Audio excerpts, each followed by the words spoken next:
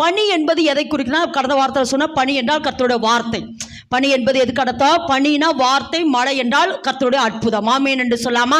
ஏன்னா அவருடைய வசனம் பனி போல இறங்கும் என்று வேதத்தில் வாசிக்கிறோம். ஒன்று. ரெண்டாவது, இதில் எனக்கு ஆவியானவர் கற்றுக் கொடுத்து என்னன்னா, இப்போ காலையில் நேரம் பார்த்தீங்கன்னா, நீங்கள் காலையில் எந்திரிச்சு போய் நீங்கள் பார்த்தீங்கன்னா நிலமெல்லாம் பனி பெஞ்சிச்சுன்னா அந்த இடம் எப்படி இருக்கும்? ஈரமாக இருக்கும். எப்படி இருக்குமாமா? ஈரம். அப்படின்னா என்ன சொல்கிறார் அப்படின்னா, ஈரம். இதை கர்த்த ஆவியானவர் எனக்கு எப்படி விளக்கி காண்பித்தார் என்றால், ஆவியானவர் உண்மையில அசைவாட அசைவாட அசைவாட உன்னுடைய நிலம் விதைக்கப்படுகிறதுக்கு ஏதுவாய் ஈரமாகவே இருக்க போகிறது. எல்லாரும் ஆமென் என்று சொல்லாமா? பனி போல ஆவியானவர் உன் எல்லைக்குள்ள பெய்து கொண்டே இருப்பார். ஏன்னா நான் ஒரு நாள் ஒரு ஊழியக்காருக்கு ஜெபித்து கொண்டிருந்த பொழுது கர்த்தர் எனக்கு இந்த விஷயம் எனக்கு காட்டினார். அப்போ நான் கேட்குறேன், இது எதுக்கு ஆண்டவரே? அவர் நிலம் அது பார்த்து ஈரமாக காட்டினார். அப்போ நான் கேட்குறேன், எதுக்கு இதை காட்டுறீங்கிற பொழுது ஏசப்பா என்கிட்ட என்ன தெரியுமா சொன்னார்? அந்த ஊழியக்காரருக்கு நீ சொல்லு என்னன்னா, உன்னுடைய நிலத்தை எப்பவுமே ஈரமாகவே வச்சுக்கோ. எப்படி வச்சுக்கோ? ஈரமா. ஏன்னா ஈரமா இருந்ததுன்னா ஆமா, கர்த்தருடைய வசனமாகிய விதை போட்ட உடனே டக்குன்னு பிடிச்சுக்கோ.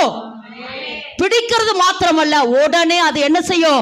வளரும். ஏன்னா ஒருவேளை வறண்டு போயோ, ஒருவேளை கட்பாறையாவோ, ஒருவேளை காஞ்ச நிலமோ இருந்ததுன்னா விதைய போட்டால் என்ன செய்யாது? வராது. இப்போ நமக்கு எதுக்கு இந்த ஆராதனை, எதுக்கு இந்த பிரசனம்? எதுக்குன்னா ஆவியானவர் உங்கள் மேல் அசைவாட அசைவாட உங்க நில ஈர நிலமா மாறிடும். பார்த்தீங்களா? அதுக்கப்புறம் இப்போ வசனத்தை போட்டால் கப்புன்னு பிடிச்சி நீங்கள் என்ன செய்வீங்க? வளருகிறதற்காக உங்களை என்ன செய்வீங்க? அர்ப்பணிக்க போறீங்க. அப்போ நல்ல விளங்கமா. ஆமாம், இஸ்ரவேலுக்கு நான் எப்படி இருப்பேன்? பனியை போல இருப்பேன். ஏன்னா அந்த பனி பெய்ய பெய்ய பெய்ய பெய்ய ஆமை பனி போல பெய்கிற பரிசுத்த ஆவியானவர் ஆமென் என்று சொல்லாமா? ஆவியானவர் எப்படிப்பட்டவராமா?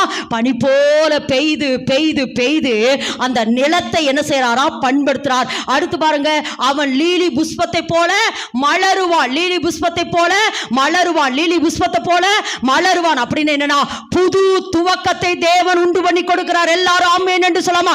ஒரு புது துவக்கத்தை இந்த 10வது மாதம் கர்த்தர் உங்களுக்கு சொல்றாருமா?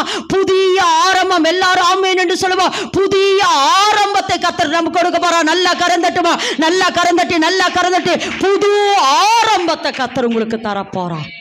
அனுபவானாமா? என்ன பண்ணுவாராமா? நமக்காக ஆண்டவர் புது ஆரம்பத்தை. அதான் லீலி புஷ்பத்தை போல என்ன செய்வா? மலருவா. லீபனோனை போல வேரூன்றி நிற்பான். அதை அடுத்த வசனத்திலே சொல்றான். அடுத்து அவன் கிளைகள் எப்படியாமா? ஓங்கி. நல்லா சொல்லுங்க, ஓங்கி. ஆமா, இனி கர்த்தர் சொல்றாருமா? ஆமா, கர்த்தர் சொல்றாரு, இனி நீங்க ஒரு இடத்துல இல்லை. ஆமா, ஒருவேளை நீங்க பிசினஸ் செய்யறவங்க